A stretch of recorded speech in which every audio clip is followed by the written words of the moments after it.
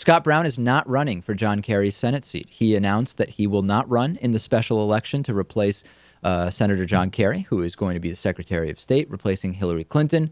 Brown's decision means that it is very, very likely that a Democrat will take over for Senator John Kerry, maintaining it as a Democratic seat. He said, I was not at all certain that a third Senate campaign in less than 4 years and the prospect of returning to a Congress even more partisan than the one I left was really the best way for me to continue in public service at this time.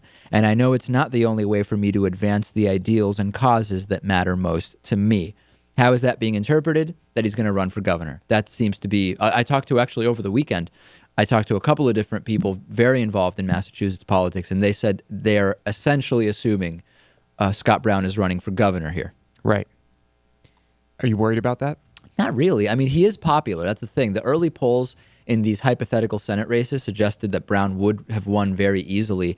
At least going in, he had, just based on name recognition, a 22-point lead against Ed Markey, who's the Democratic favorite. But a lot of people saying that means nothing. He was just senator, and a lot of people don't even know who Ed Markey is. It was way too early to really make that case. But looking historically, being a Republican governor in Massachusetts is probably easier than being a Republican senator. So he may be going in the right direction. We'll see. I guess for now, he is not going to be running. And that worst case scenario, people thinking of John Kerry's being Secretary of State would lead to Scott Brown being back. Not going to happen. All right. At least not for now. No.